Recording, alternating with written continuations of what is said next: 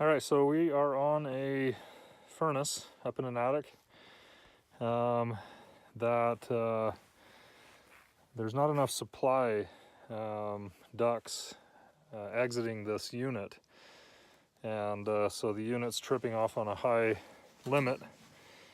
So what we're going to do today is we're going to add in a supply duct. And so what we'll do, here is the plenum coming out here. We are going to cut in on the back side of this plenum, a supply. We'll run the supply over to an area, the stairway that's got no supply. Not that it should have a supply, but it's a good location. It's far enough away from the return air that we can relieve some air there. And so we'll get started on that, and I'll do a follow-up video to show you how that goes. Also, while we're doing this, these ducts never got sealed, and so we're gonna do that as well. You can see that start collar right there. It's just been leaking all around it. Right here, I don't know if you can see that this insulation here is dirty. The rest of the stuff's nice and clean. So if we look up here, you can see that. Let me get all this off of here. You can see that this was never sealed, and so what we've got is air leaking out all around all these supply ducts. Look at this one. Put my finger in there, so that air is leaking out into the attic, and the same is on the return. So a small percentage of the air is being pulled into the attic from the attic into the house, and then lost into the attic as well. And the problem gets worse if the homeowner puts a nice air filter in, because then it causes restriction by the air filter, which allows the machine to pull in more air on the leaking side of the return. So we're going to seal it up today so the homeowner can put in a nice air filter and not have a bunch of dust and attic air into their house. So I'll do a follow-up video as soon as we get done. Okay, so the items needed to do this job. You're going to need a roof box or ceiling box. You can see I pounded the one side of the box flat. That's the side I'll put up against the truss and screw the box in. You'll need the drill that will attach to the underside of that box. You'll need a start collar to put into your plenum, and a damper so you can control how much air goes to that vent.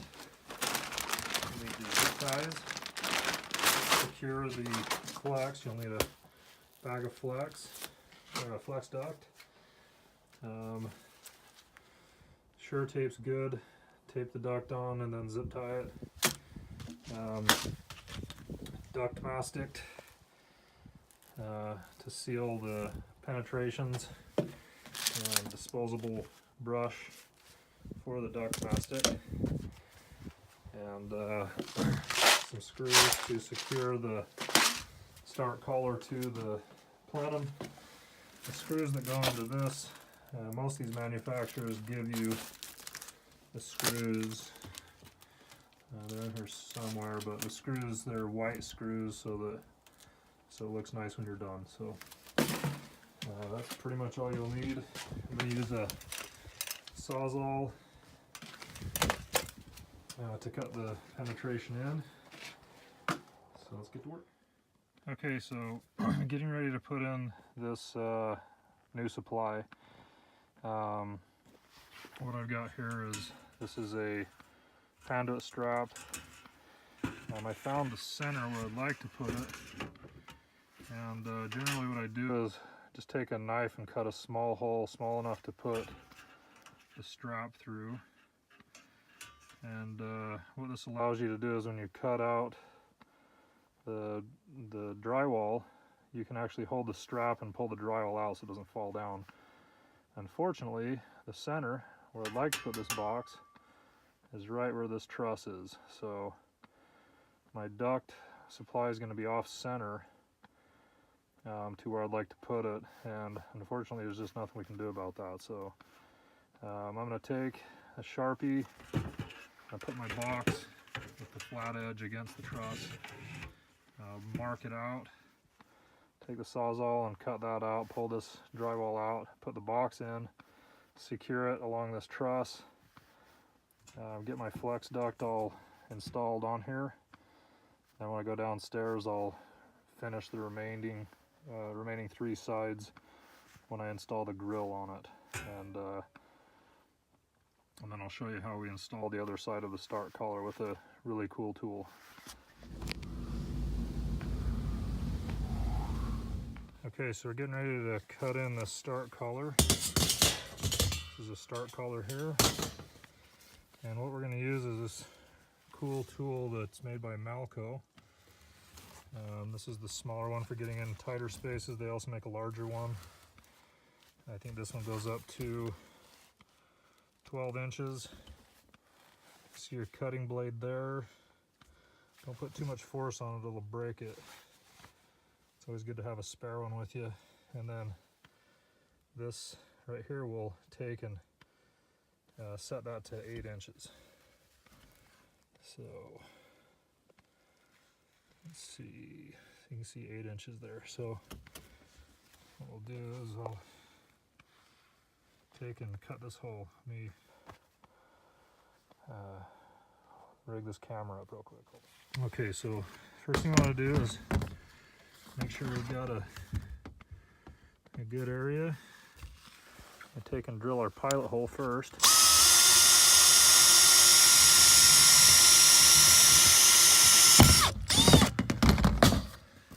Okay, there's our pilot hole. And so what we're going to do now is we'll set this little set screw in that hole that we drilled, like that. And then basically this drill will just cut around that circle.